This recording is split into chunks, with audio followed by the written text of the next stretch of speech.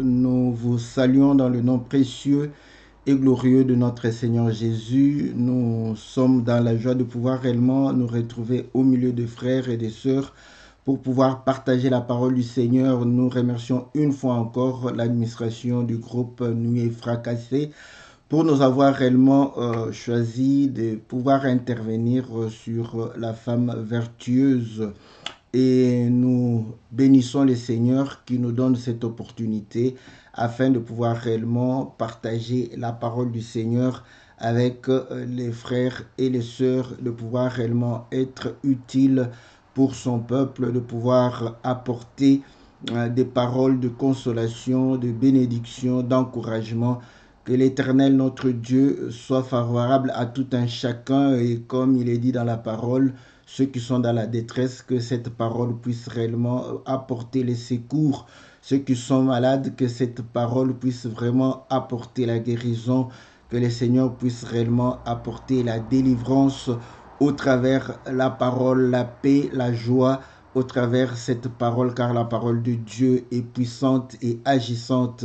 Voilà pourquoi nous croyons en cette parole. Il est la parole. Voilà pourquoi il ne peut régner sa propre parole. Nous croyons que l'Éternel nous donnera l'entendement qu'il faut afin que nous puissions réellement recevoir ce pourquoi il nous a réellement permis de pouvoir communier ensemble. Que l'Éternel puisse vous bénir, que l'Éternel soit favorable pour tout un chacun de nous.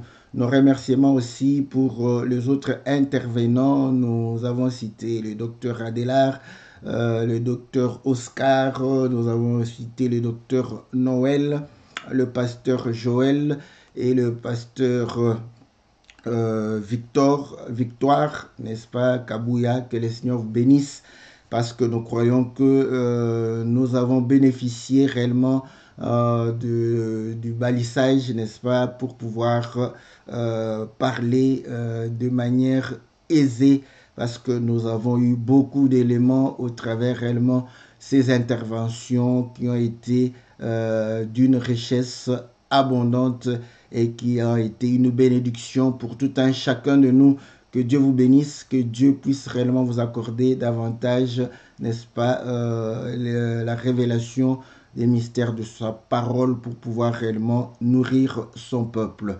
Voilà, nous allons pouvoir continuer notre course. Comme nous l'avions dit, nous courons derrière les Écritures pour pouvoir réellement saisir cette grande richesse au travers la femme vertueuse qui est pleine réellement de qualités, une femme qui est une femme enrichissante qui nous enrichit au travers la parole, n'est-ce pas, au travers les qualités qui sont la leur. Que le Seigneur nous soit favorable. Nous allons continuer notre course. Nous avions arrêté au verset 20, nous sommes au verset 21.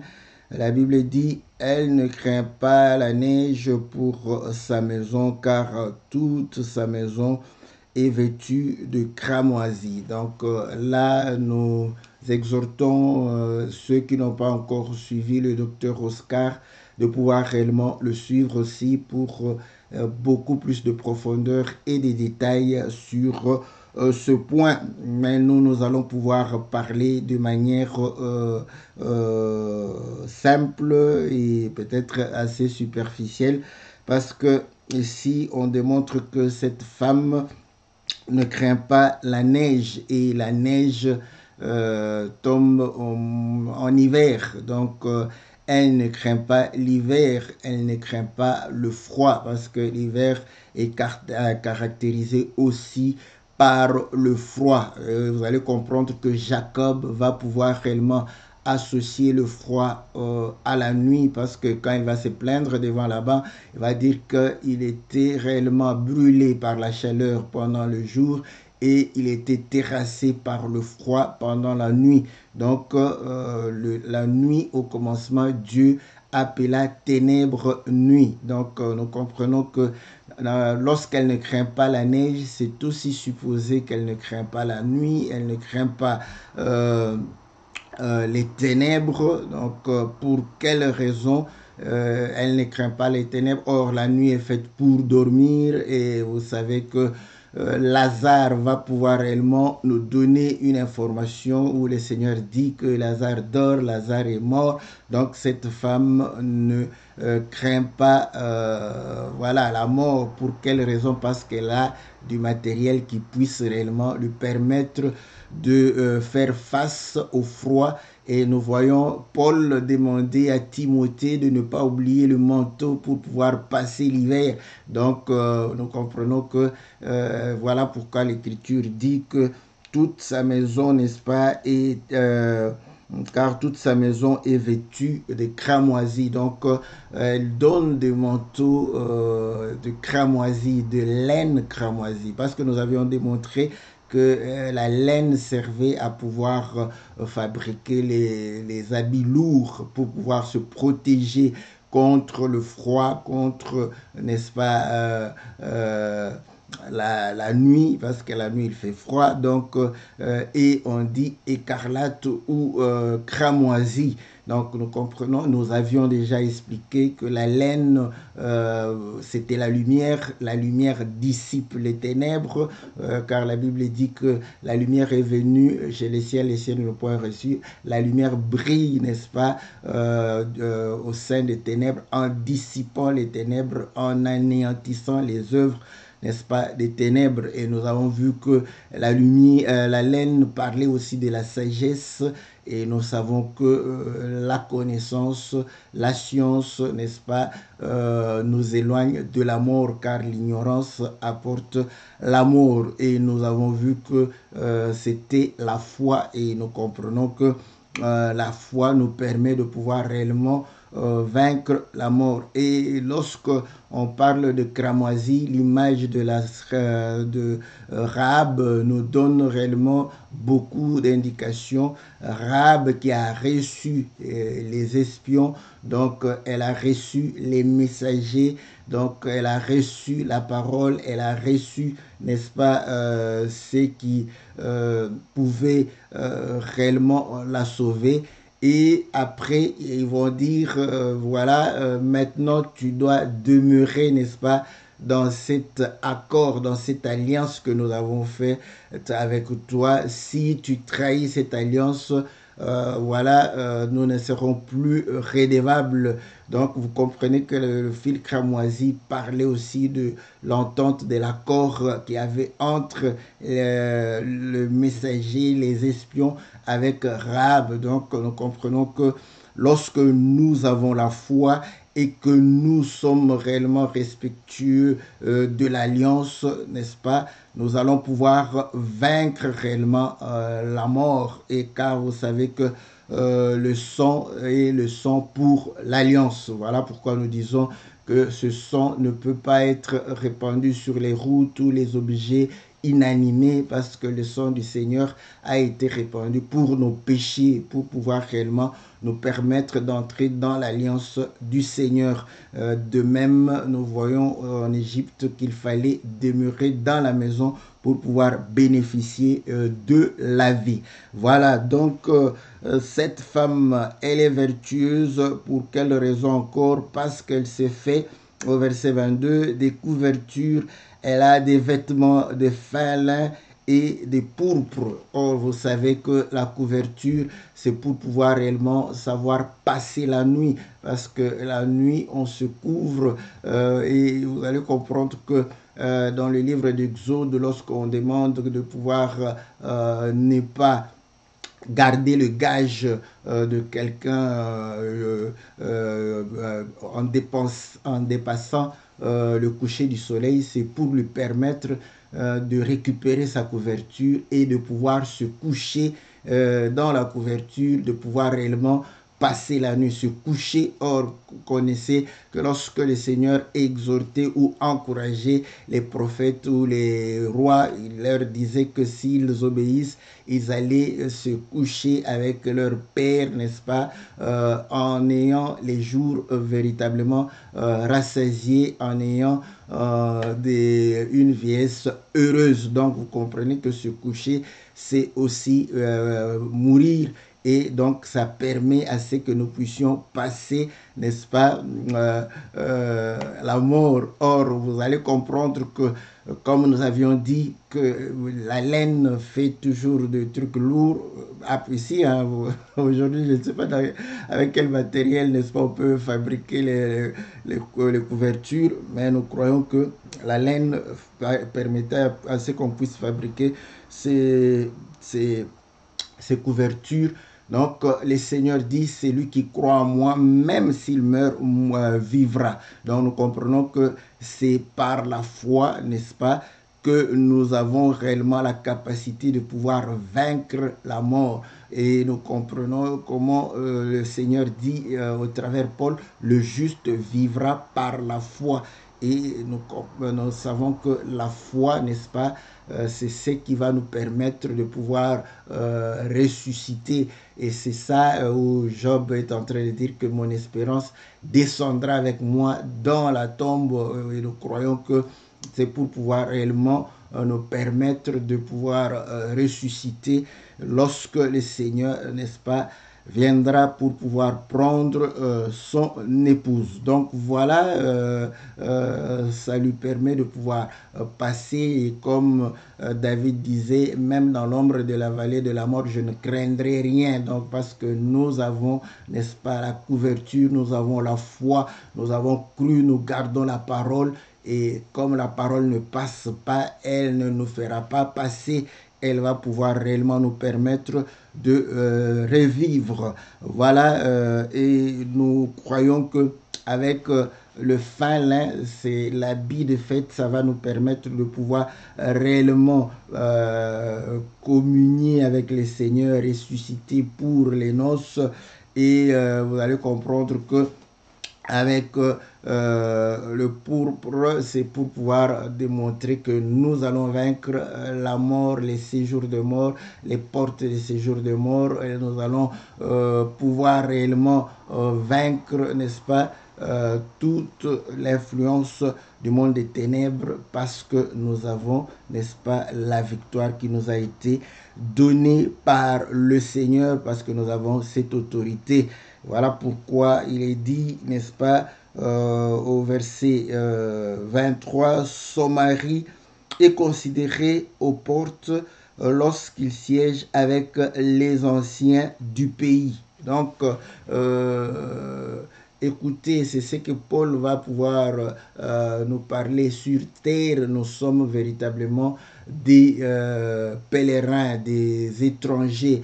Et Abraham a habité dans les tentes ainsi qu'Isaac et Jacob, parce qu'il comprenait qu'il n'était que des passagers, et sachant que la cité dont Dieu avait promis à Abraham, c'était une cité céleste où il était lui-même l'architecte. Et Paul, dans le livre d'Hébreux, il est dit que nous puissions sortir hors de la porte, parce que nous n'avons pas de cité permanente ici-bas. Donc vous voyez l'espérance de la vie céleste, de la vie éternelle, d'une vie meilleure. Donc vous allez comprendre que, mais pour cela, il faudrait sortir. C'est ça même l'Église qui est sortie, n'est-ce pas, du monde, pour pouvoir réellement suivre les instructions du Seigneur. Et nous comprenons que voilà pourquoi on dit que là-bas, le mari est considéré.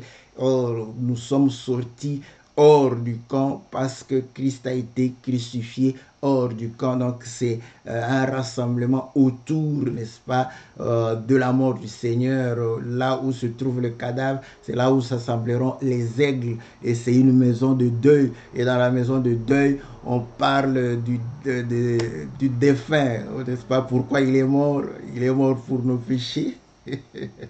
Voilà. Et à comment était sa vie? Il a prêché la parole, il a guéri les malades, il a réellement guéri les boiteux, les muets, les sourds, il a les aveugles, tout ça pour que l'homme, n'est-ce pas, puisse réellement être en capacité de pouvoir respirer, se mouvoir et être, n'est-ce pas, un vase d'honneur pour Dieu, en voyant, en écoutant, en témoignant, en agissant, en marchant dans la sainteté et dans la droiture. Voilà ce qui fait réellement, n'est-ce pas, la causerie tout autour, n'est-ce pas, du cadavre, parce qu'on parle de lui. C'est ça la prédication de la croix qui nous donne réellement le salut. Et là, vous allez comprendre que le Seigneur est avec, n'est-ce pas, ses serviteurs.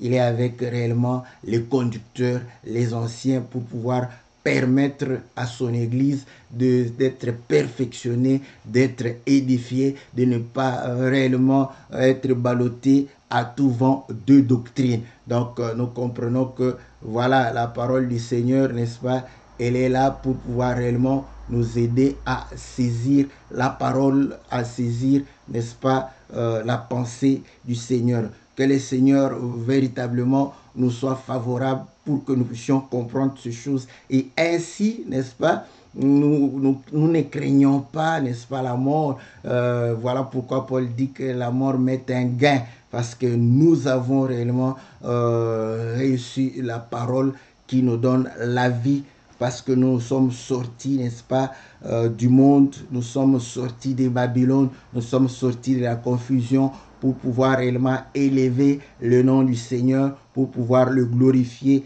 parce qu'il est considéré, n'est-ce pas, en dehors, n'est-ce pas, du monde. Le monde l'a haï, le monde a dû réellement le rejeter. Voilà pourquoi le monde nous rejette aussi. Nous sommes hors, n'est-ce pas, des portes pour pouvoir les célébrer. Elle fait des chemises et les vend, et elle livre des ceintures aux marchands. Et nous savons que les marchands sont des vendeurs, et il est dit, malheur à celui qui garde le blé et ne le vend pas. Et nous avons vu Joseph en train de pouvoir vendre le blé, et en Apocalypse on a dit, venez pour que vous puissiez acheter sans argent. Nous comprenons que le ministre de la parole, ceux qui prêchent la parole, sont des vendeurs, et ils sont là pour pouvoir réellement vendre, n'est-ce pas, les chemises. Ils sont là pour vendre les chemises, ils sont là, n'est-ce pas, pour aussi, n'est-ce pas, vendre les ceintures. Nous avions déjà expliqué la ceinture, n'est-ce pas, qui est une force, n'est-ce pas. Voilà pourquoi Dieu donne réellement l'autorité à ses serviteurs. Il donne la force, la puissance pour pouvoir réellement soutenir son peuple dans des problèmes, dans les difficultés, lorsqu'ils sont, n'est-ce pas, ils font face, n'est-ce pas, à des démons, à des sorciers, à des situations qui les dépassent. Voilà, elle leur donne la force, elle leur donne la capacité, elle donne réellement les moyens, et vous allez comprendre que nous avions compris aussi la ceinture comme étant, n'est-ce pas, tout un peuple qui doit être attaché à Dieu. Donc vous comprenez que s'il y a des conducteurs, des ministres, c'est pour que cela puisse réellement attacher ce peuple à son Dieu, faire l'œuvre de Lévi pour pouvoir réconcilier le peuple de Dieu avec son Dieu. Voilà, donc au verset 25, elle est revêtue de force et de gloire, elle se rit de l'avenir. Donc nous comprenons que la femme, nous avions dit que c'était l'être faible selon que Pierre le décrit aussi, n'est-ce pas? Mais ici vous allez comprendre qu'elle a la force, elle a la gloire. Cela voudrait dire quoi? Parce que sa gloire, c'est l'homme. Vous savez que lorsque Simeon a reçu le Seigneur, il a dit que c'était la gloire du peuple. Et vous savez que lorsque Israël a été battu par les Philistins, il a été dit la gloire est bannie. Donc la gloire d'Israël, c'est son Dieu.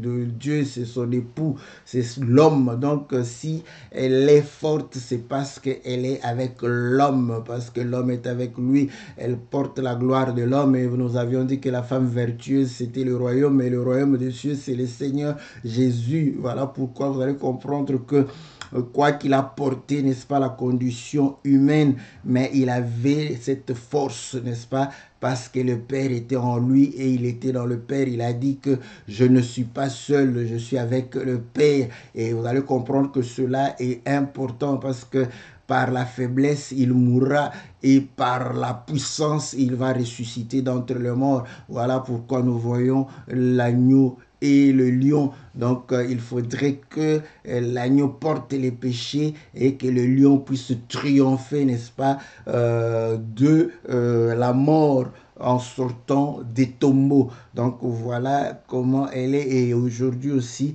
le Seigneur nous donne la puissance de pouvoir marcher sur les scorpions et les serpents.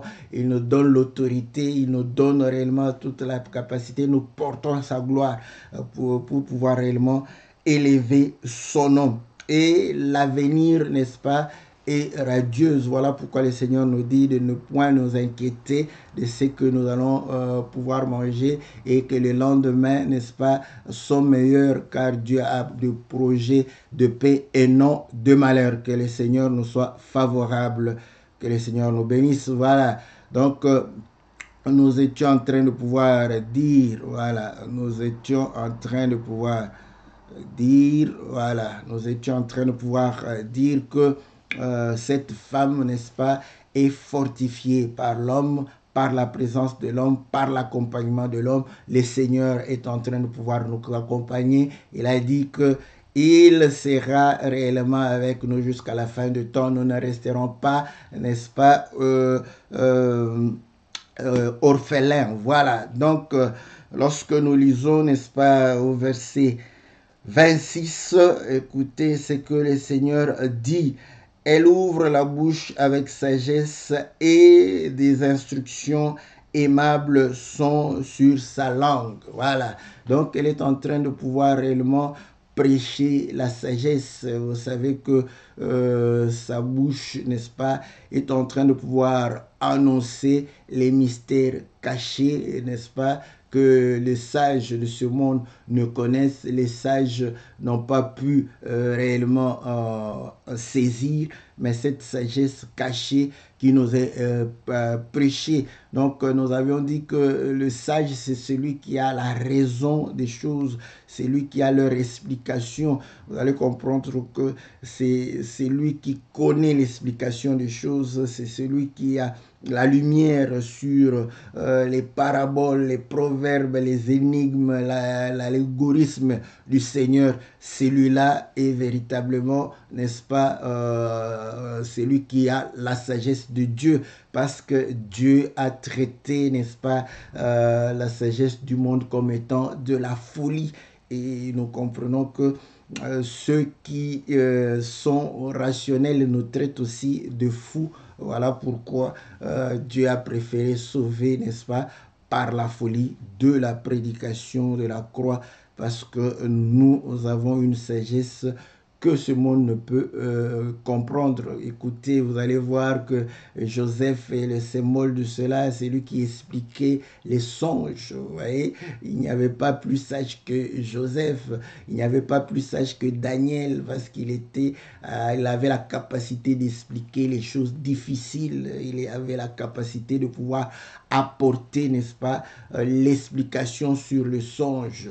C'est ça. Et la Bible, c'est véritablement tout un songe, parce que la Bible, le Seigneur dit, lorsque Aaron et Marie vont pouvoir bouder Moïse, il dira que s'il y a un prophète, c'est par songe, par vision que je vais lui parler. Donc, quand vous lisez la Bible, comprenez que c'est le songe du prophète, c'est la vision du prophète, n'est-ce pas, que tu es en train de pouvoir lire, d'où il faudrait qu'on t'explique la vision, parce que quand vous lisez dans la Bible, depuis Joseph, il fallait une explication pour comprendre, n'est-ce pas? Et vous allez comprendre aussi, Gédéon, il fallait une explication pour comprendre. Tous les prophètes devraient avoir des explications, et l'explication de choses, c'est véritablement ça, n'est-ce pas? La sagesse infiniment grande que elle est en train de pouvoir enseigner. Voilà, donc il est dit encore, qu'est-ce qu'il est dit, voilà, ces instructions et des instructions aimables sur sa langue. Donc c'est l'amour qu'elle est en train de pouvoir enseigner, elle est en train de pouvoir réellement enseigner, n'est-ce pas, non la condamnation. Et la différence entre, c'est ça même la grâce, vous voyez, la grâce est en train de pouvoir réellement nous montrer l'amour. Vous voyez la femme adultère, Moïse, n'est-ce pas, l'enseignement de Moïse condamné, mais l'enseignement du Seigneur, n'est-ce pas, la gracier, voilà. Voilà. Le Seigneur ne l'a pas condamné parce que ses instructions sont aimables et le Seigneur prêche l'amour. Écoutez, écoutez, ça c'est vraiment important. Vous allez comprendre qu'aujourd'hui, n'est-ce pas, nous, au fait, nous n'avons plus, n'est-ce pas, cette capacité de pouvoir réellement supporter, avoir de l'amour. L'amour supporte, l'amour pardonne, l'amour. Quand un frère pêche, vous allez comprendre que la plupart d'entre nous, c'est la condamnation. Nous aimons, n'est-ce pas? Mais nous n'aimons, au lieu d'apporter l'amour, parce que c'est ça, aujourd'hui, la grâce, c'est apporter. Mais la grâce nous enseigne à renoncer aux œuvres mortes. Donc, vous allez comprendre que l'objectif est le même, mais on l'obtient plus avec l'amour. Quand on aime, on obéit. Quand on aime, on fait les choses avec joie. Voilà, c'était ça. Sarah obéissait par amour. Agar obéissait par contrainte, par commandement. Et toute la différence est là. Et Sarah le faisait, n'est-ce pas, tout naturellement parce qu'il y avait l'amour. Voilà. Que le Seigneur nous soit favorable, que le Seigneur nous bénisse. L'Écriture dit ceci au verset 27. Elle veille sur tout ce qui se passe dans sa maison et elle ne mange pas le pain de paresse, n'est-ce pas? Tout ce qui se fait, parce que vous savez que nous avions déjà dit que elle donne des instructions, n'est-ce pas, à sa maison. Donc, elle a donné, n'est-ce pas, les instructions et elle veille pour que tout se fasse selon ses instructions. Conformément aux Écritures, n'ai-je pas écrit tout par écrit pour que vous puissiez, n'est-ce pas, tirer des bonnes réflexions, n'est-ce pas, sur ce qui a été écrit. Voilà pourquoi tout se fait, n'est-ce pas, en conformité avec ce qui a été écrit. Et le Seigneur dit, l'Écriture ne peut être anéantie. Voilà. Donc, et Paul dit que nous puissions aller au-delà de ce qui est écrit. Voilà, donc vous allez comprendre que voilà pourquoi les disciples de Bérée étaient en train de vérifier parce qu'ils savaient que elle surveille, elle veille sur tout afin que tout se fasse correctement, que tout puisse réellement être, n'est-ce pas, en conformité avec ses instructions et tout ce que nous faisons doit être conforme à ce qui a été dit, conforme, n'est-ce pas, au commandement du Seigneur. Voilà, n'est-ce pas, ce que le Seigneur est en train de pouvoir dire. Et l'Écriture dit que l'Église, n'est-ce pas, est basée, fondée sur les enseignements des prophètes et des apôtres. Bon, je ne sais pas si j'ai renversé.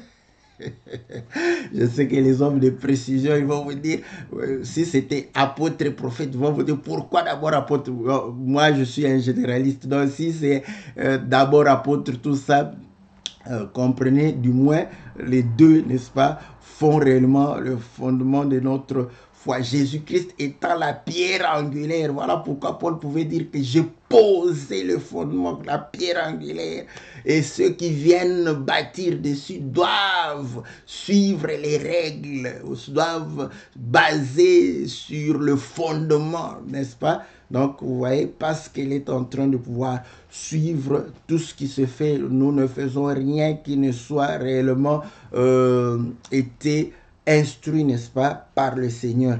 L'Église est basée sur cela. L'Église ne va pas pouvoir réellement se créer, n'est-ce pas, des choses nouvelles. Voilà. Et elle ne mange pas le pain, n'est-ce pas, de paresse. Et vous savez que le pain, c'est la nourriture. L'homme ne vivra pas seulement de pain, mais de toute parole qui sort de la bouche de Dieu. Et nous avions dit que lorsqu'on compare, on ne peut comparer que les choses semblables. Donc le pain, n'est-ce pas, c'est la nourriture. Voilà, c'est le pain, c'est la parole. Parce que la parole est une nourriture, n'est-ce pas, pour nous. Et vous allez comprendre que ceci démontre que sa nourriture n'est pas une nourriture de paresse. Mais qu'est-ce que la paresse apporte? La Bible dit que la paresse fait tomber, n'est-ce pas, dans l'assoupissement, n'est-ce pas? Donc, c'est ça, la paresse apporte le sommeil, la paresse apporte, n'est-ce pas, la mort, la pauvreté, n'est-ce pas? Parce que quand vous ne travaillez pas, voilà pourquoi Paul dit, celui qui ne travaille ne mange non plus. Donc, celui qui ne mange pas mourra. Donc, ça va apporter, n'est-ce pas, la mort. Donc, il ne mange pas. Écoutez, et le Seigneur dit, vos pères ont mangé, n'est-ce pas, la manne, et ils sont morts. Ça, j'aime ça. Bon, vous savez, je ne veux pas... Simplement, ça veut dire que s'ils sont morts, c'est parce qu'ils ont mangé la manne. Alléluia. Bon, je sais, hein, quelqu'un va me dire, non, mais quand on va pouvoir réellement montrer, non, non, non, non, prenez seulement ça simplement, hein, pas trop réfléchir.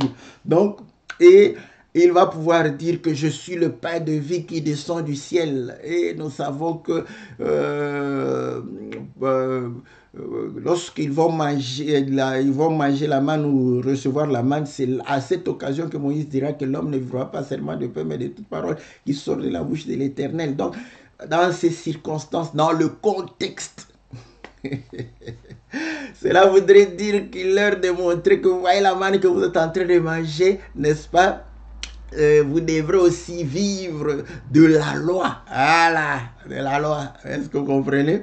Ne venez pas m'opposer pour dire que est-ce que la loi apporte la mort? Je sais que la loi n'apporte pas la mort, c'est le péché.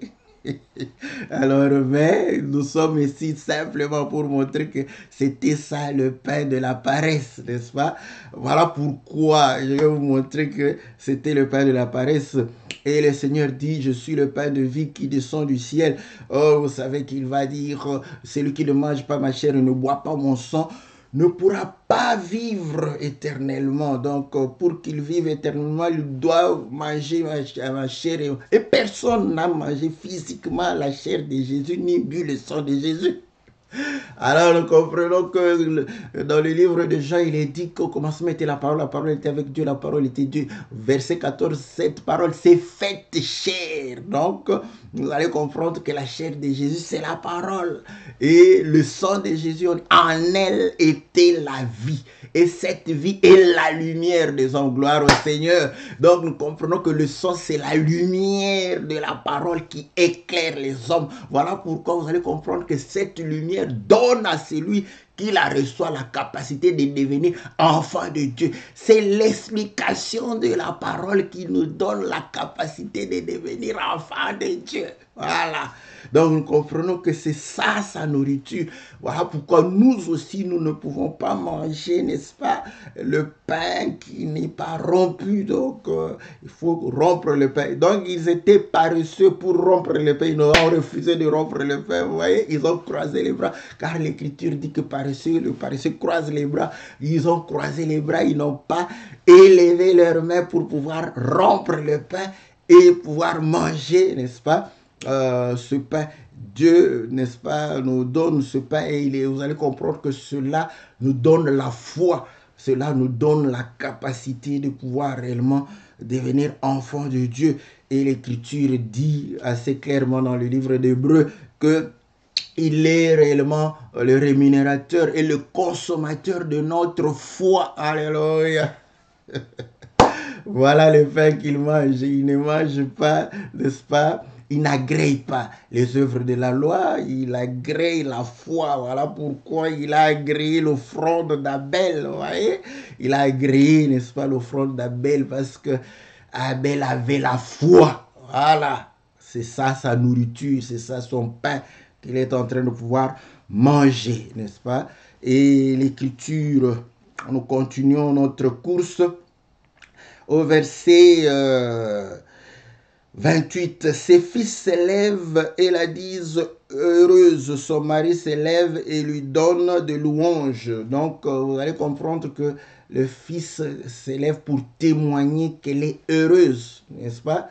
Mais elle est heureuse comment? Nous allons comprendre que nous prenons Rebecca. Rebecca n'a pas été heureuse. Elle a été dans l'amertume à cause de qui? D'Ésaü et des filles des Cananéennes que Ésaü avait épousées. Donc, vous voyez, donc, pour qu'elle soit heureuse, le fils doit rendre témoignage. Voilà pourquoi un jour le Seigneur est en train de pouvoir prêcher la parole du Seigneur. Une femme s'est levée pour dire: oh, béni soit les mamelles qui t'ont allaité, heureuses sont les mamelles qui t'ont allaité. Le Seigneur regarde: oh, non, dites plutôt heureux celui qui écoute et garde la parole. Oui. Et là, vous allez comprendre que quand Marie est allée visiter Élisabeth, Élisabeth va dire que tu es heureuse. Pour quelle raison? Parce que tu as cru. Marie était la mère de Jésus. Non pas parce que Marie l'a enfanté, non. Marie était la mère de Jésus parce que Marie avait cru, vous voyez. Et le Seigneur, un jour, va dire que qui est ma mère? Ma mère est celui qui fait la volonté de mon Père. Et Marie a fait la volonté de son Père. Marie était sa mère. Dans ce sens. Pas en français. Parce que en français, nous allons croire que... Bon, en français, parce que quelqu'un va me dire, mais en français, le Seigneur l'appelait femme, hein? Mais vous allez comprendre que elle, n'est-ce pas, a rempli tous les critères d'être mère de Jésus, comme nous, aujourd'hui, nous le sommes quand nous croyons à la parole, quand nous faisons la volonté de Dieu, quand nous sommes en train de pouvoir réellement vivre cette parole, n'est-ce pas? Quand nous portons le Fils en nous, nous sommes la mère aussi. Marie était comme ça, elle était heureuse parce qu'elle a cru. Vous voyez? Donc vous allez comprendre une chose. Lorsque nous croyons et vivons à la parole, nous la rendons heureuse. Nous témoignons qu'elle est heureuse, qu'elle est la bienheureuse. Voilà.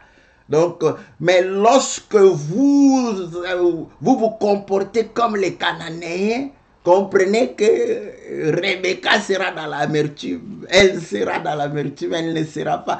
Nous nous lèvons pour pouvoir témoigner qu'elle est la bienheureuse, qu'elle est heureuse, parce que nous vivons la parole du Seigneur, parce que nous témoignons que nous sommes de la lumière. Voilà. Et ainsi, vous allez comprendre que la louange, la gloire lui sera réellement rendue. Voilà, l'Écriture dit ceci: plusieurs filles ont une conduite vertueuse, mais toi, tu les surpasses toutes. Vous voyez? Donc, les filles aussi veulent se conduire, veulent faire du bien.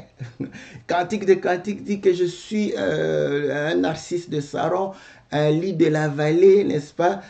Comme un lit de la vallée au milieu des épines, tel est ma bien-aimée au milieu de jeunes filles. Et on dit encore que non, à cause du parfum, n'est-ce pas, de l'homme, les jeunes filles l'aiment. Voilà, les jeunes filles aiment l'homme, ils l'aiment, voilà. Mais ce sont des épines. Le Seigneur va dire à l'homme, quand tu vas s'aimer, n'est-ce pas, au lieu que ça te donne le fruit, ça va te donner les épines. Or, nous savons que Hébreu dit que lorsqu'un champ reçoit la pluie et ne donne pas ce pourquoi il a été sémé, donc va donner les épines et les charbons, il y aura la malédiction, n'est-ce pas? Nous comprenons que ils ont reçu la parole, n'est-ce pas? Ils ont reçu même la sémence, mais ils n'ont pas pu redonner la sémence. Ce sont les épines qui ont été manifestées. Mais le jeune fille là-bas, dans Cantique des Cantiques, elle va préciser, n'est-ce pas? Ne faites pas attention à mon teint noir, fille, jeune fille de Jérusalem. Voilà.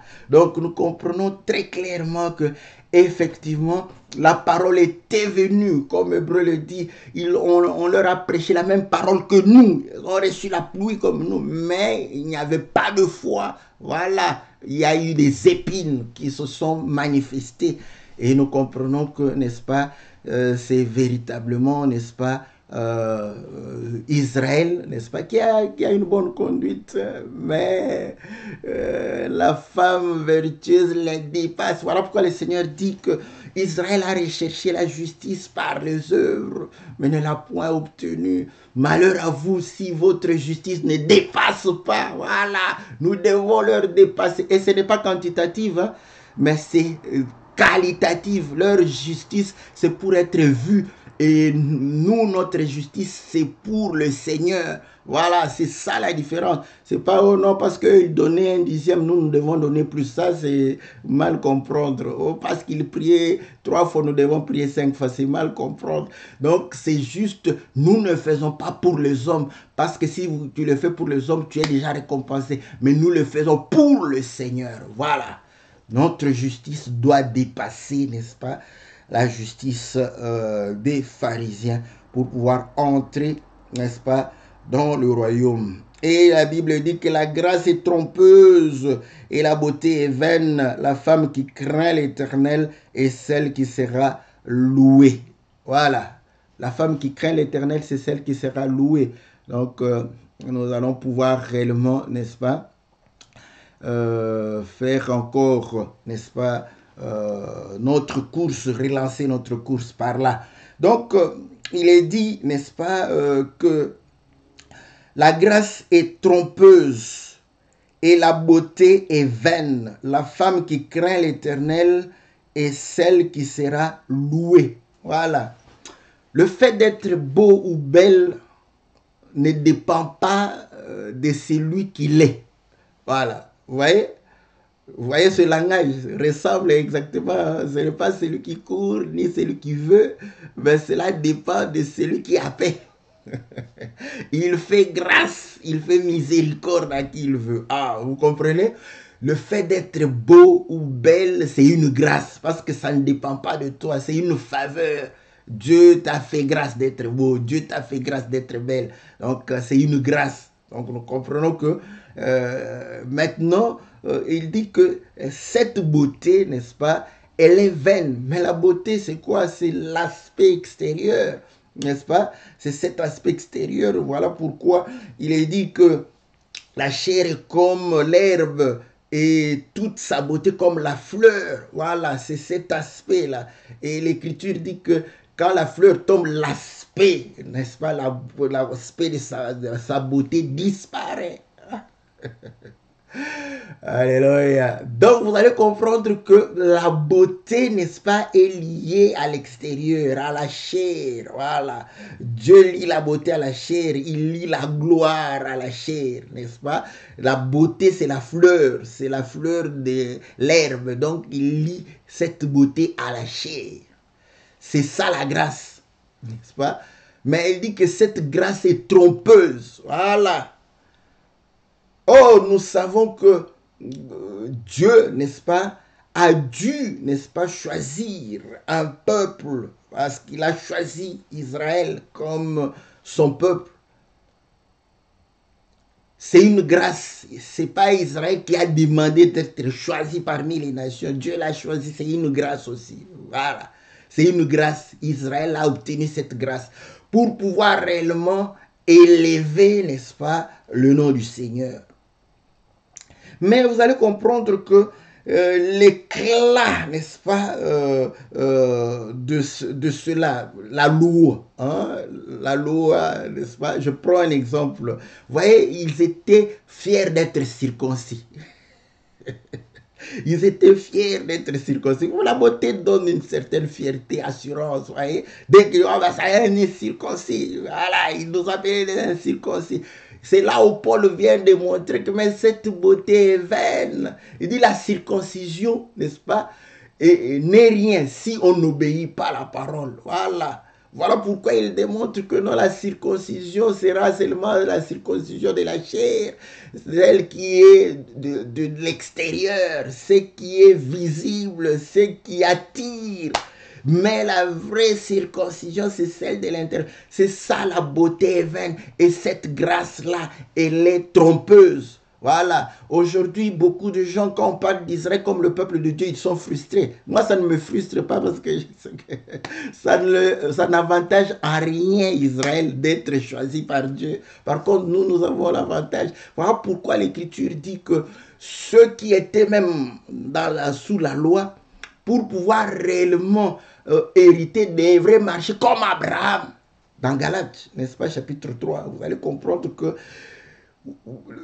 l'avantage pour eux n'était pas d'être choisi, mais de pouvoir réellement craindre Dieu et marcher, n'est-ce pas, sur les traces d'Abraham.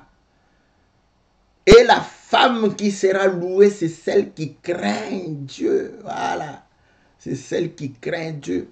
Or, la crainte vient par la connaissance. Voilà.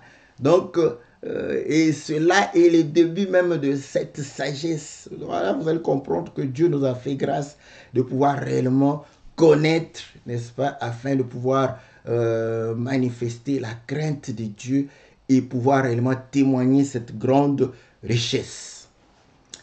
Et l'Écriture dit récompenser-la du fruit de son travail et qu'au porte ses œuvres la loue.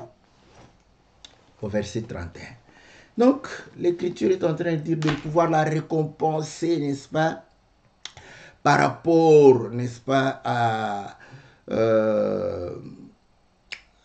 au fruit de son travail et que les œuvres aux portes puissent la louer, ses œuvres.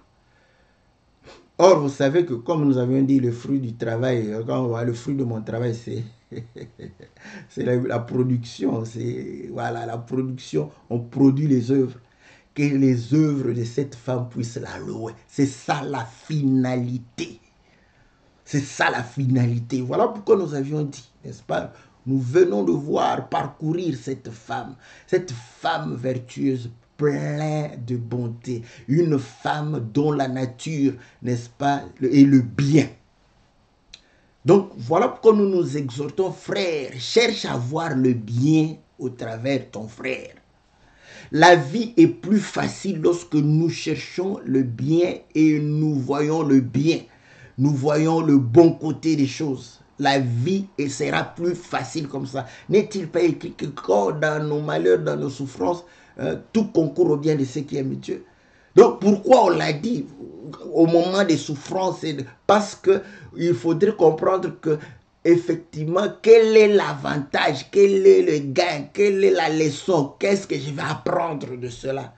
C'est comme ça la vie. Mais si nous voyons le diable chez le frère, voilà pourquoi nous allons nous dévorer entre nous. Voyez? Nous allons nous dévorer entre nous. Au lieu de pouvoir nous soutenir, parce qu'avec une telle grande richesse, une telle connaissance, nous ne pouvons pas avoir une vie médiocre. Écoutez, la nature elle-même ne vous enseigne-t-elle pas? Parce que vous allez comprendre que lorsque l'homme n'avait pas la maîtrise de la science, l'homme était en train de pouvoir souffrir. L'homme était en train de pouvoir réellement cultiver avec la houe. Il y avait réellement... le déplacement était difficile. Il faisait des journées pour pouvoir se déplacer. Même quand il prenait les navires, il y a 20 siècles passés, c'était difficile. Et vous allez comprendre que tout cela était pratiquement difficile. La vie était difficile. L'espérance de vie était moindre. Je ne parle pas des hommes avant le déluge. Hein. Après le déluge, je prends 20 siècles. Hein. Donc juste après Jésus. Pas très loin. Vous allez comprendre que la vie de l'homme, et aujourd'hui, c'est grâce à la connaissance, grâce à la technologie, la vie devient facile. Vous voyez? Aujourd'hui, la communication, il y a 30 ans, quand quelqu'un venait en Europe, on n'avait pas de ces nouvelles. Vous voyez? Donc, c'était difficile de connaître. Aujourd'hui, le monde est devenu comme un petit village. Vous voyez, grâce à la technologie, grâce à la connaissance des humains est en train d'augmenter. Et cela se voit au travers les œuvres. les œuvres se voient, nous prenons des avions, nous prenons des bateaux, nous prenons des voitures, nous vivons mieux, la médecine a maîtrisé. Voilà pourquoi vous allez comprendre que l'expérience de vie a augmenté. Nous vivons, n'est-ce pas, dans des conditions plus hygiéniques. Ça nous permet de voir une vie saine grâce à la connaissance. Est-ce que vous comprenez? Si, sur le plan naturel, la connaissance apporte une meilleure vie, une vie saine. La connaissance apporte, n'est-ce pas, une vie, n'est-ce pas, plus aisée. Comment la connaissance ne va pas nous donner la facilité de vivre la parole de Dieu? Comment la connaissance ne va pas nous donner, n'est-ce pas, la facilité de nous communier les uns les autres, d'être comme un village, d'être unis? Comment cela n'est pas possible? Comment nous pouvons nous diviser? Comment nous pouvons nous quereller à tout moment? Comment nous pouvons... Oh là, Seigneur Jésus. Le piège est que, pour moi, c'est ça ce que je trouve. Tellement que nous voulons défendre Dieu à tout prix. Parce que nous voulons défendre la vérité. La vérité, c'est Dieu. À tout prix. Et le diable nous a eu. Et nous divisons à cause de cela. Au lieu de comprendre cela. Que non, mais pourquoi on se divise? Pourquoi on se querelle? Pourquoi on n'en parvient pas? Nous avons la connaissance. Paul dit à cause de l'excellence de la connaissance. Alléluia, alléluia. Aujourd'hui, nous expliquons les Écritures mot à mot. Comme mon bien-aimé le docteur Soubou, Philippe Soubou aime bien, parce que lui vraiment ça ressort, n'est-ce pas? C'est évident quand il prêche, vous allez comprendre que il va mot à mot, phrase par phrase. Et on est en train de parcourir la Bible de Genèse à Apocalypse. Donc, nous avons une forte connaissance de la vie, les œuvres, aux portes, dans l'église. Parce que nous sommes sortis du monde, devrait louer cette femme, devrait honorer l'église du Seigneur, devrait honorer le Seigneur Jésus.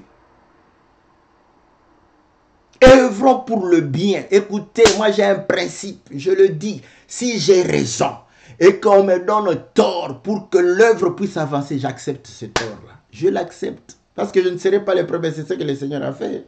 Le Seigneur a accepté pour que l'œuvre puisse aller de l'avant. Il a porté tous nos péchés. Donc si je vois que c'est pour l'intérêt de l'œuvre et que les gens m'ont donné tort et pendant que j'ai raison, à cause de l'œuvre, à cause de cette femme, à cause, nous devons la louer, que les œuvres puissent louer. Je laisse avancer l'œuvre, que l'œuvre puisse progresser. Mais comment nous pouvons accepter d'avoir raison et détruire l'œuvre de Dieu? C'est ça. Bon, tu vas dire que non, on ne peut pas céder à la fausseté, au mensonge. Céder, oui, c'est vrai, mais l'œuvre en pâtit. Donc, tu préfères avoir raison et que l'œuvre puisse en pâtir. Oh, le Seigneur Jésus a préféré d'être traité comme un pécheur, a préféré d'être réellement crucifié, afin que l'œuvre de Dieu puisse réellement prospérer. Nous n'avons pas cette nature. Vous voyez comment le diable est en train réellement de pouvoir nous diviser. Je suis en train de parler à ceux qui ont raison. Parce que ceux qui ont tort, nous allons les exhorter. Parce que, comme j'ai toujours dit, il y a des païens que tout le monde connaît que c'est un païen. Donc, c'est un bandit qui tue, tout ça. Tout le monde, même la société sait. Le policier sait. Le magistrat sait. Le quartier sait. Mais il y en a, n'est-ce pas, qui sont sérieux, mais qui ne connaissent pas Dieu. Vous voyez? Donc, vous allez comprendre une chose, que ceux qui font le mal, nous allons les exhorter. Mais nous qui voulons défendre le bien, voilà le piège. Nous défendons le bien au détriment même de l'œuvre. Nous préférons que l'œuvre puisse réellement être détruite parce que nous défendons le bien. Que le Seigneur nous aide. Que le Seigneur nous aide. Parce que vous allez comprendre que si vous acceptez le tort, non pas pour eux, pour le Seigneur, pour l'œuvre du Seigneur, le Seigneur est Dieu, le bon, juste juge. Non. Il va pouvoir leur faire voir que ils avaient tort. Mais entre-temps, l'œuvre va pouvoir réellement être préservée. C'est ça mon exhortation parce que je me dis comment nous pouvons avoir une telle connaissance, une telle richesse et ne pas réellement abonder, n'est-ce pas, dans les œuvres. Que ces œuvres puissent la louer. Nous avons la beauté de l'évangile. On vient de dire la beauté vaine, celle qui est apparente, celle qui est extérieure. Voilà. Mais c'est la crainte qui donne la louange. Craignons Dieu. Craignons Dieu. Craignons Dieu. Faisons tout pour Dieu et non pour les hommes. Voilà, que le Seigneur vous bénisse, que le Seigneur vous soit très favorable. Nous mettons un point virgule ici et nous croyons que nous allons pouvoir être enrichis par tous les serviteurs qui vont venir après nous. Nous allons les suivre avec réellement beaucoup d'attention pour pouvoir approfondir, parce que nous avons survolé, n'est-ce pas, tout cela pour juste montrer quelle est la grandeur que nous avons, quelle est la richesse que nous avons. À cause de cette richesse, nous devons craindre Dieu. Nous devons véritablement laisser les œuvres parler. Que les œuvres puissent parler. Parce que si la vie que nous menons est contraire, notre témoignage ne sera pas vrai. Le témoignage de Dieu est vrai. Nous devons témoigner, proclamer la sagesse de Dieu et vivre cette sagesse pour que ce témoignage soit vrai. Voilà pourquoi pour l'instant, très souvent, majoritairement, ce témoignage ne semble pas être vrai parce que la vie ne suit pas pour pouvoir confirmer, parce que le témoignage du deuxième est vrai, la vie ne suit pas. C'est en croyant de la bouche et en confessant de la bouche, en croyant du cœur. En croyant du cœur, en confessant de la bouche. Voilà. On croit et la vie doit se manifester pour pouvoir réellement glorifier le Seigneur. Que le Seigneur vous bénisse, que le Seigneur vous soit très favorable. Dans le nom puissant et glorieux de notre Seigneur Jésus. Amen.